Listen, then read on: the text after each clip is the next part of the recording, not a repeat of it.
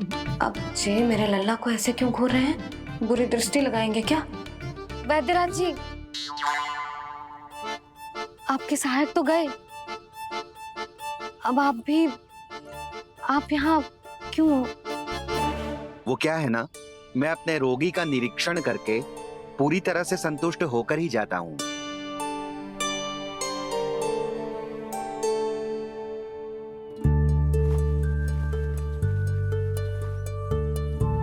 हाँ, संकेत तो अच्छे हैं, कल सुबह तक बिल्कुल ठीक हो जाएगी। धन्यवाद वैद्य जी।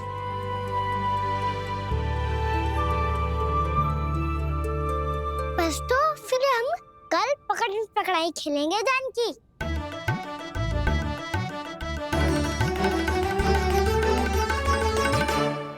भानु, बंसी, जाकर उस क्षेत्र के चारों ओर बाड़ बनवा दो और वहां सूचना पट्ट भी लगा देना, ताकि जानकी के साथ जो हुआ है वो किसी और के साथ ना हो। शीघ्र जाओ। जी ठीक है।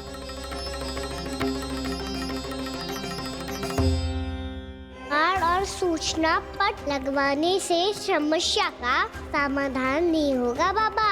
निर्दोष पशु सूचना पट देखकर भी कुछ समझ नहीं पाएंगे।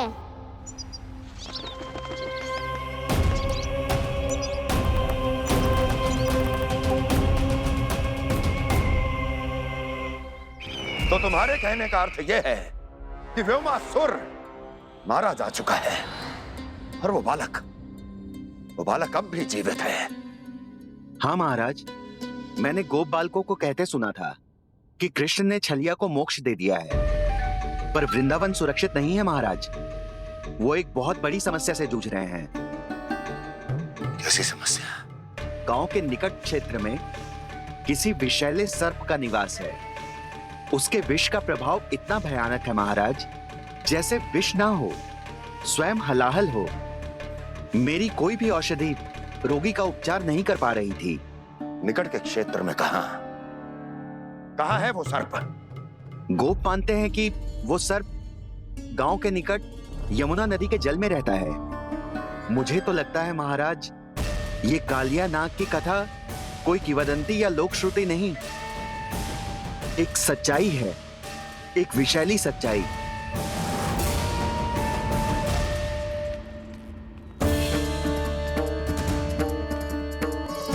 कालिया का सामना करने का समय आ गया है, पर उससे पहले मुझे बुलाना होगा उन्हें।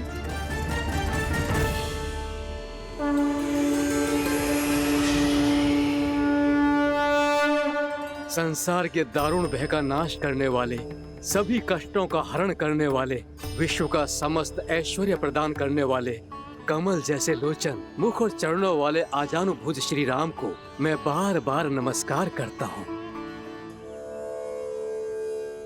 आपदामपहर्तारं दातारं सर्व संपदाम लोकाभिरामं श्री रामम भूयो भूयो नमाम्यहम्। कागभूसुंडी, कागभूसुंडी, कागभूसुंडी। प्रभु क्षमा करें, मुझे जाना होगा।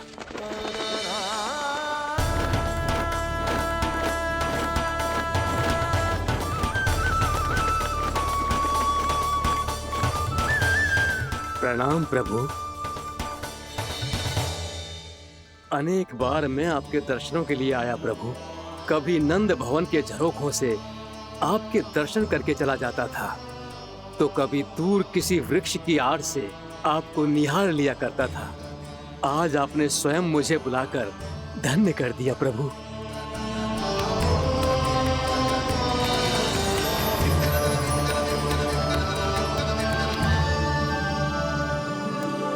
मैंने आपको यहाँ एक विशेष कारण से बुलाया है।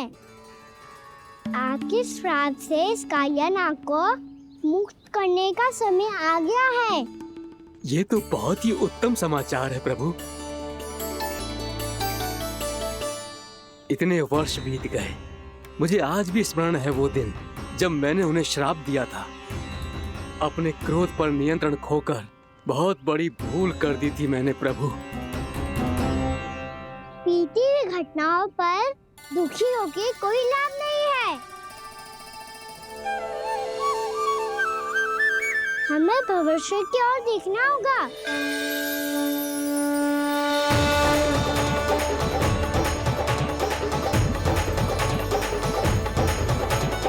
आदेश कीजिए प्रभु, क्या आज्ञा है आपकी? जब मैं कालिया नाग का सामना करने जाऊं, तो आप यही रहेगा। आपको अपने आप पता चल जाएगा कि कब क्या करना है। और हाँ, लौटते जाते समय नारद मुनि से कहिएगा, वो आकर मुझसे भेंट करे। अवश्य प्रभु, प्रणाम। क्या इसने सच्ची में देवर्षि नारद को बुलाया है? नारायण नारायण, आपको संदेश भेजने की आवश्यकता नहीं थी। आप स्मरण करते और मैं चला आता। तुम्हारा कल्याण हो नारद।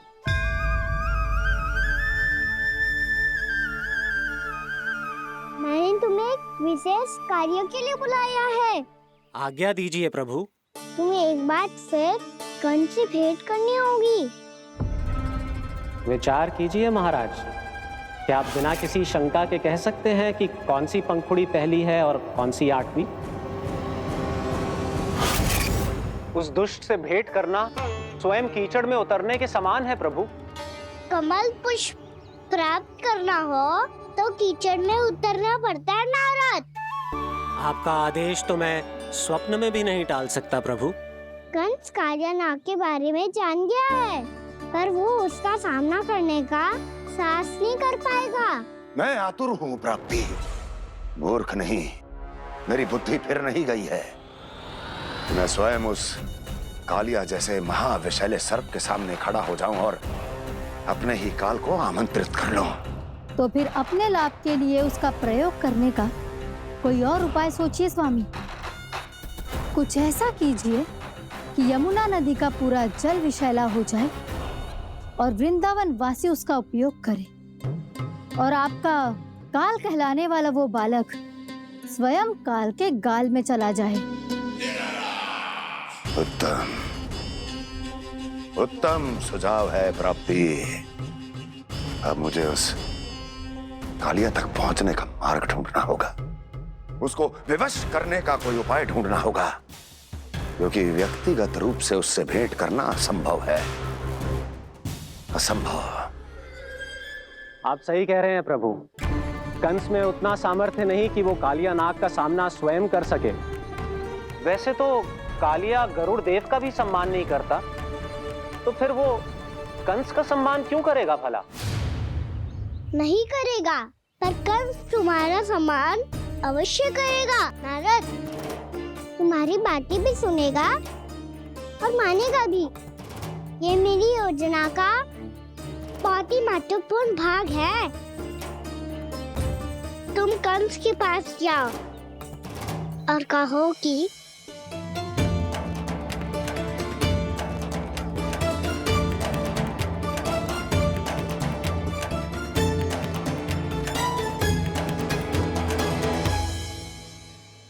संतान अपने माता पिता को तीर्थ का सौभाग्य दिलाती, पर मेरा लल्ला कितना महान कि उसने हमारे घर को ही तीर्थ बना दिया।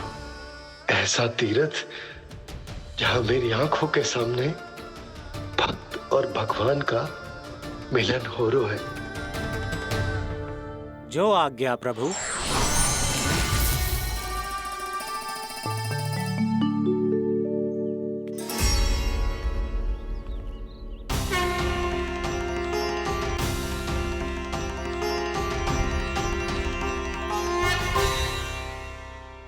बाबा, कान्हा, ये सब क्या चल रहा है? पहले काक भुसुंडी जी और फिर जे नारद जी। क्या योजना बना रहे हो तुम? कान्हा, बता ना लल्ला, क्या सोच रहे तू? कान्हा देख, अगर तुझे अपने बाबा को ना बताना हो ना, अपने भक्त को बता दे। क्या सोच रहे हो लल्ला? क्या करने वाले हो आप?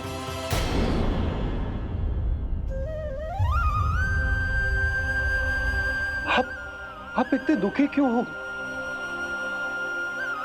खाना खाना क्या होगा? क्योंकि मुझे आभास हो गया है बाबा, समय आने वाला है।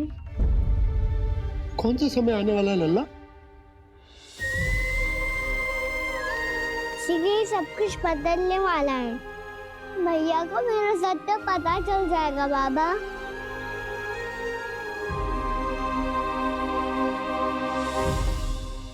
पर लल्ला, इसका काक भुसुंडी और कालिया नाग से क्या संबंध है? ऐसा क्या हुआ था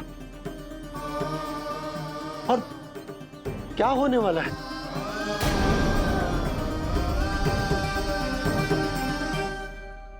जो होने वाला है बाबा, उसका संबंध उससे है जो सैकड़ों वर्ष पहले हुआ था। महर्षि भृगु के एक वंशज थे वेद शिरोमुनि, जो विंध्याचल की पहाड़ियों में साधना कर रहे थे। तभी वहाँ अश्वशिरा नाम के एक दूसरे मुनि आमंत्रण के बिना ही आ गए। कितना सुंदर और शांतिपूर्ण आश्रम है। यहाँ प्रभु की साधना करने में बहुत आनंद आएगा।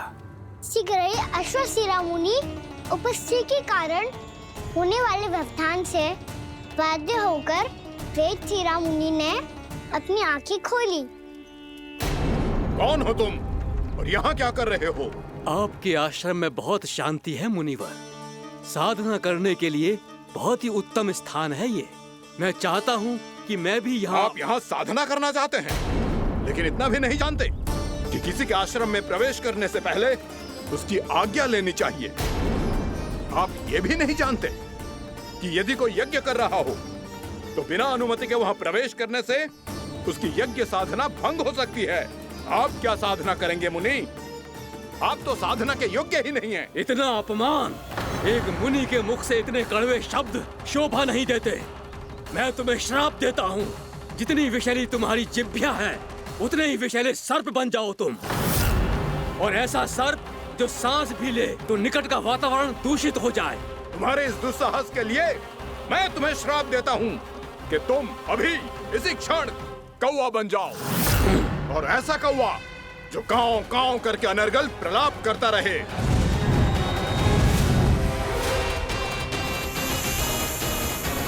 ये मैंने क्या किया? ये मैंने क्या किया? क्रोध के कारण दोनों ने एक दूसरे को श्राप दे दिया। पर दोनों ही मेरे भक्त थे, और भगवान होकर मैं अपने भक्तों को इतनी कठिनाई में कैसे देख सकता था। इसीलिए जिस संकट में उन दोनों ने अपने आप को फंसा लिया था, उसका समाधान। ये ना प्रभु, ये क्या हो गया हमसे? हमारी रक्षा कीजिए प्रभु, मार्ग दिखाइए हमें। क्रोध पर नियंत्रण ना होने के कारण आप दोनों ने एक दूसरे को बहुत ही भीषण संकट में डाल दिया है। आप दोनों ही तपस्वी, तप के बल से दिए गए आपके श्राप को लौटाना भी संभव नहीं है। प्रभु कोई तो उपाय होगा, हम आपके शरण में हैं प्रभु। अपराध तो हमसे हुआ है प्रभु, पर अब आपसे ही आशा है। कुछ ऐसा कीजिए भक्त वत्सल, जिससे हम दोनों के श्राप का प्रभाव कुछ कम हो जाए।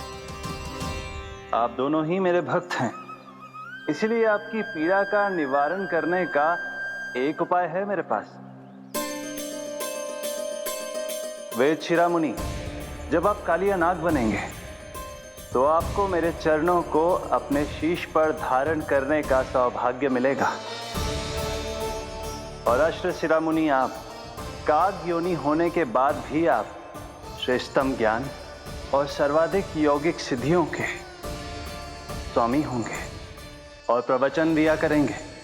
इसके बाद अश्वशिरा मुनि काक भुसुंडी बन गए, जिन्होंने आगे चलकर स्वयं गरुड़ देव को रामायण सुनाई।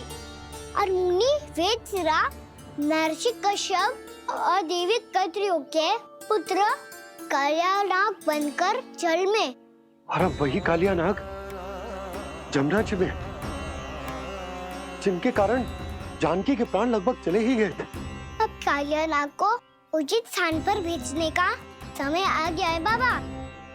पर ये तो अच्छी बात है कान्हा। वेद शिरा मुनि को दिया हुआ तुम्हारा वचन भी पूरा हो जाएगा, जमुना जी की शुद्धि भी हो जाएगी। इस सब के बाद भी तुम दुखी क्यों हो? क्योंकि इसके बाद मैया के सामने मेरा रहस्य खुल जाएगा बाबा। उन्हें पता चल जाएगा कि उनका बालक कोई साधारण बालक ना है। भविष्य में जो होने वाला है उसे सबके सामने घटने से रोकना मेरे लिए भी संभव ना होगा। मैया को सब पता चल जाएगा। क्या पता चल जाएगा रे मुझे?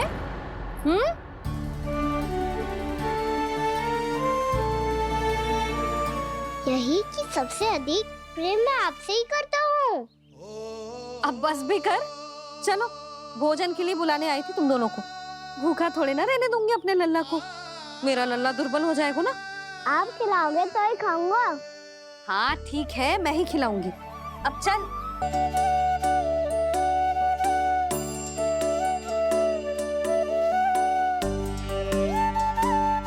मैया खेलो ना मेरे साथ। मैया सुनो ना, मेरी बात ना मानोगी? अभी बहुत कार्य पड़े लल्ला। देख, जानकी को औषधि भी देने जानो है ना। औषधि मैं दे दूंगा, फिर तो खेलोगी ना आप मेरे साथ? पिछले कुछ दिनों से अपनी मैया का अधिक से अधिक प्रेम पाने का प्रयास करो है कान्हा। इसका तो एक ही अर्थ हो सकता कि कछु बहुत बड़ो होने वालों है। कान्हा रुक जा लल्ला। कान्हा क्यों तंग कर रहा है? मैया को पहन लेना। कान्हा, कान्हा, ये क्या करो तूने?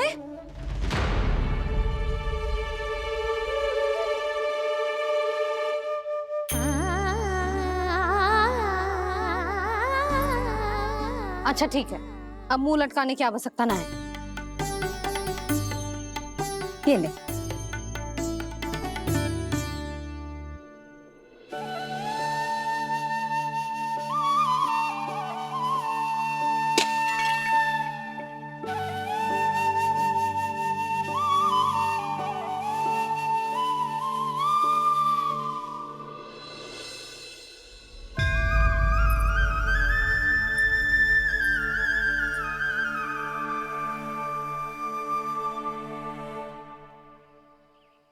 तंग करे मैया को खिजाए, खेले रूठे मनाए,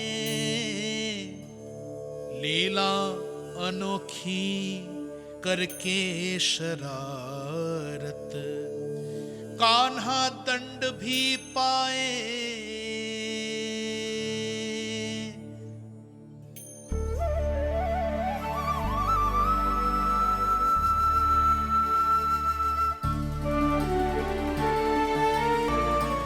रूठना मनाना, खेलना खिलाना, पहले शरारत करके क्रोध दिलाना और फिर क्षमा मांग लेना, ये सब जानबूझकर कर रहे है कान्हा। जैसे जीवन भर के लिए अपनी मैया की ममता को अपने हृदय में समेट कर रखना चाहते हो। कैसे कैसे करूं उस कालिया से मित्रता, कैसे करूं उसका उपयोग?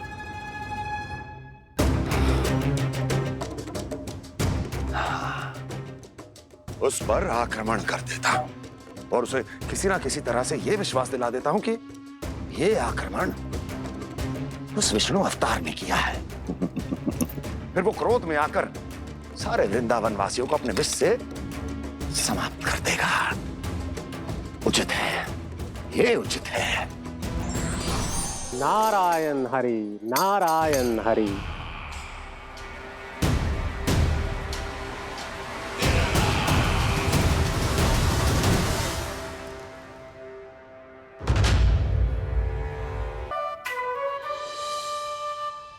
जब से कान्हा का जन्म हुआ है ना, मैं तब से देख रही हूँ, तब से हम पे कोई भी संकट आती है ना, तो अचानक से कोई अपरिचित हमारी सहायता करने आ जाता है।